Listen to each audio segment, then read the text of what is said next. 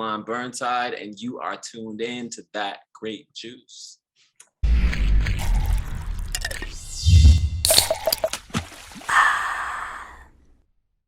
Hello, That Grape Juice viewers. I'm Chet Kincaid, and today's guest is one incredibly talented man. We came to know him as Ricky Evangelista in FX's Pose, and he can currently be seen on Broadway in Thoughts of a Colored Man. Please help me in welcoming the multi-threat Dyllón Burnside. What's up, Chet? How are you? So this is actually like a full circle moment for me. Okay. So a few years ago, I actually saw you in a Harlem grocery store. I walked up to you and I was like, "Are you Dyllón Burnside?" You're like, "Yes, Dyllón." And and you were so kind when you didn't have to be. And I brought that up because that was 2018, right after the premiere Pose. And Pose has since premiered, it has concluded, and what an impact that show has had on the culture. So what has your best memories from the show, the overall experience, just being a part of that family of a show? Yeah, well, first, I want to say I did have to be kind. I think that kindness is sort of a prerequisite to being Right. human. It's one of our responsibilities as human beings is to be kind to one another as much as we can. So, absolutely, thank you for coming to say hi in this grocery store. Um, that's actually been, to answer your question, one of the most beautiful things about Pose is the fans and the people who watch and love the show and the support that I've received and we have all received around the show. And hearing from people in the streets, on social media, folks that come to see Thoughts of a Colored Man now and wait at the stage door every night. I have someone tell me how much the work of Pose and how much Ricky, the character that I portrayed, meant to them. And so, yeah, it's sort of been one of those gifts that keeps on giving. And I think the greatest of those gifts is the fact that it's touched so many people. Did you expect the show to end when it did? Were you hoping for it to, go on longer? How did that affect you when you finally heard, like, okay, this is the end of that.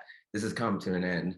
Yeah, when I first signed on to do Pose, I sort of thought to myself, I was like, 3 seasons seems like perfect for me, in terms of the length of time that I thought that I wanted to be on a show. Just because I thought if we get 3 seasons, then that means that we have 3 years to really get into the public consciousness and really to make an impact in the way that we obviously did. But 3 seasons isn't so long that people will only see me as this character, because I think sometimes that could be the danger of being on a television show, a series for so long, especially with characters as iconic as the ones on Pose. People just get so used to seeing you as that. And I've been a working actor since 2013. I want to continue to do the work of creating new characters, and I just like the change of taking on different roles. So I was that was my initial thought when I signed on for this project back in 2017. But then last year, when I found out it was going to be the end, I was really sad. I was like, all right, so I've manifested the fact that this is only going to be a 3-season show. I'm sorry, everyone, but I'm not ready to see it go. I'm not ready to say goodbye. And it was really hard to say goodbye. But it's I certainly cried. So yeah.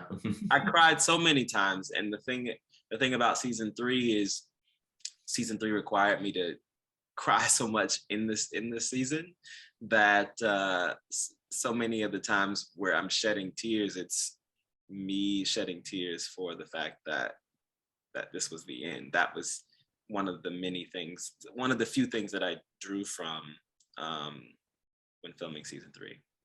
Right. So also you were also a part of the other Ryan Murphy show, American Horror Stories. I watched that episode. It was entertaining as hell. Your character was hilarious. What was that like? It was so much fun. It was such a great departure from Pose because it's camp, Mhm. it's fun, it's light, it's silly, it's not, it's intense, and like some of the gore and some of that, the stuff that happens, and what you expect of an American Horror Story spinoff. But it wasn't intense in an emotional way like the work I had been doing for the past 4 years. So I was really grateful for that kind of work, that I could just go to work and play and have fun and be silly. Isn't that the dream? Yeah. So moving from on screen to on stage, you are now a part of the Broadway show Thoughts of a Colored Man. So how did that opportunity come your way, and what has the experience been like thus far? Yeah, the playwright Keenan Scott II and the director Steve Broadnax, they came to me with an offer to be a part of this incredible play, and offered me the role of Love. And the play follows 7 Black men over the course of a day in Brooklyn. Mhm. And you come to find out at the end of the play that each of these men represent a different state of being or trope or emotion. And my character represents love. And I've been really interested in love, in uncovering and understanding and finding love both in others, my friends, romantic partners, family, but most importantly for myself and in myself for quite some time. And so I thought this would be a really awesome opportunity to explore love in action and in being, and to get to bring some of that to audiences every night on Broadway, and to bring it to Black folks every night. I think the human race, there's a shortage of love in the world. Mhm. And I think that so much of the world does not share love with Black folks and with Black men. And so to get to share love with Black folks and Black men every night is a beautiful thing. And I'm grateful for it. Absolutely. And let's talk about love. So, and your song Heaven, that's very much about love, and it's from the perspective of someone in the community. And I actually really love the song. It's quite a great song. And this is not your first time singing, of course, because you know the group 3D from back in the day. Heaven, how did the song come about? Like, you decided to go back into music. How did it all just bubble up to the surface? Yeah, I started working on, so I've been working on a music project since 2018. Mhm. And really I've been writing longer than that, but I got back in the studio in 2018. Mhm. Um, and it just felt like the right time for me to get back in and start putting some of the stuff that I have been working through on wax. And um, I felt like for so long, so as you mentioned before, I got my start in the music industry, in the hip hop R&B group called 3D, and then transitioned into acting. And I was really jaded by the music industry as a kid. I started the group when I was 12 and did it until I was 22, and just really jaded growing up literally in the industry by just the shadiness and um, just the really cutthroat nature of the music industry. And I think the music industry, in a lot of ways, asks folks to leave their real selves at the door, especially Black folks and Black men, and damn sure queer folks. It has asked us to leave ourselves, our true selves, at the door for the sake of selling. Um, and I just didn't want to do that. I got tired of pretending. And I thought, I'm just going to focus on acting for a while and let music be something that I do for me. And then Right. I got to a point when working on Pose where it felt like my worlds came together. Like, Mhm. Pose was this project that really allowed me to um, share my talents and my gifts as an actor, as a dancer, eventually in season 3 as a singer as well. But I also got to integrate myself as a Black queer man, and allow that to be front and center, Mhm. um, and not shy away from it. And so it was from that place of integration that I thought, oh, I'm actually in a healthy enough space around who I am, around my career, and how the two coalesce for me to be able to go into the studio and record music that's actually truly who I am. And I think the world is in a space Mhm. now, in large part because of Pose. I call it the Pose effect.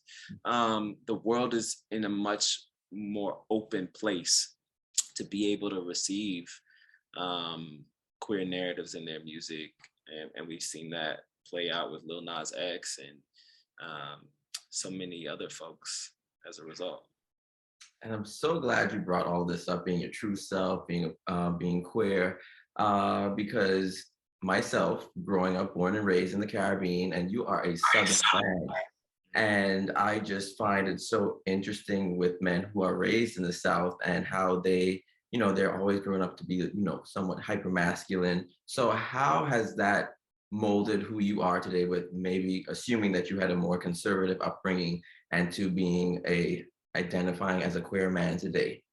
Yeah, I definitely grew up in an environment that not only asked but required a certain level of hypermasculine performance. Um, Hmm. Anything other than that was ridiculed or worked out of you, or beat out of you, and or preached out of you. And so um, I had a lot of layers to peel back and a lot of unpacking to do. Right. I posted a photo on my Instagram story the other day of me when I was 16, and I was wearing my tall tee that I got spray painted in the mall that said Dirty South, baggy jeans, posturing, doing the thing in front of my lime green candy painted car.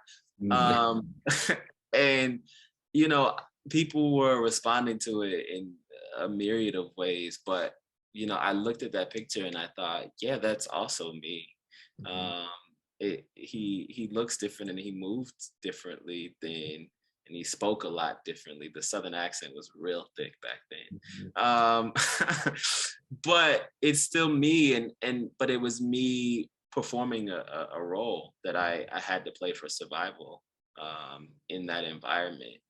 And parts of that person are still who I am, and I embrace being a man, being male, um, and I also embrace the parts of myself that are softer and that are not just man, but that are human and that has real emotions and feelings and hopes and dreams and isn't afraid to share them, um, and let people in. So yeah, it definitely, growing up in the South definitely impacted me, and it I work with it. I think it's something that I don't work against. I try and figure out how I use it to not only learn from, but also to teach other people as much as I can. And I don't know, it's a part of who I am. Well, you seem to be pretty confident and comfortable in your skin, because I was looking at your Instagram. I was like, I have to make sure. And I of course, looking at you, assuming you do use the pronouns he, him, and his, but I had to make sure. And then I was looking through your profile, and I was like, oh, with the Dyllon of maybe 10 years ago, think that he would be voguing in front of his fans, waiting for him outside of the No, Broadway. but that's the thing though, like, and going back to the music and with Heaven, um, not just the voguing in front of my fans, but the video for Heaven between Daly and I that we just released a couple weeks ago. I I never would have thought that I would release a video where I'm depicting love between two men in a sacred setting with a crucifix behind me. And it's not salacious. It's not something that is over sexualized. It's beautiful. And when I look at it, I think, oh, this is no different than anything that I would have, although I may not have thought that it would be this context. When I think about the artist that I thought I wanted to be when I was 16 years old, I'm doing the work, the quality of work, the level of work, and work with the level of importance that I imagined that I would be doing, or that I wanted to be doing even then. I thought the only difference is there's a man in the scene with me and not a woman, because that's what it would have been when I was 16. But it's like, oh yeah, I'm still that guy. I am still that guy who was wearing the tall tee in front of that lime green car.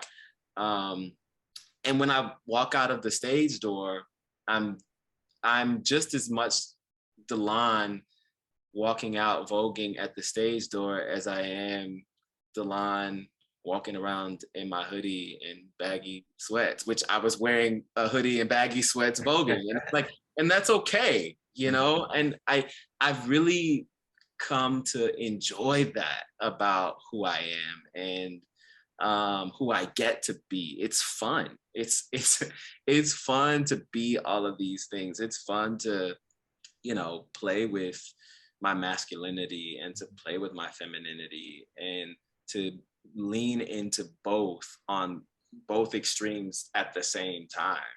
Right. And watch That's people great like balance. Yeah, and watch people go like, wait, are you or are you? And I'm like, I'm just a lot. Absolutely. Yeah, that's amazing. But as we come to the end of this interview, what's next for you? Oh, so many things. I am gearing up to release an EP next year, and I'm super excited about that. I've been working on this music, like I said, since 2018, and it finally is starting to like feel like it's all come together and the stars are aligning, and that's super exciting. I'm doing Thoughts of a Colored Man right now. I've got another project that is gonna hit your TV screens next year, probably in the fall, that I'm excited about. Right. I'm working on some film projects that I'm developing. Hopefully we'll get a second installment of Pride Land, which we won an Emmy for this past year. And congratulations. So thank you. Yeah, just, and also, you know, Ruben Santiago Hudson, who's one of the greats of theater and television and film. He actually is on Broadway right now doing Lackawanna Blues. He came to see us in Thoughts of a Colored Man and dropped some pearls of wisdom. One of the things he said is, you know, it's one thing to make a living, but it's another thing to build a life, and make sure that you don't spend so much time making a living that you don't build a life. And oftentimes those two things don't always go hand in hand. And I really took that to heart. And so in addition to making a living and making all of the work that I'm making right now, I'm also really hyper focused on building a life and finding some peace and joy and rest at the same time. Wow. Well, that's definitely one of the many gems that I'm going to take away from this interview. But Dyllon, thank you so much for your time. Thank you for your presence. This has been an absolute treat to speak with you today, a full circle moment, like I mentioned. And I just wish you all the best and much, much more success. So on behalf of That Grape Juice, thank you so much. Thank you.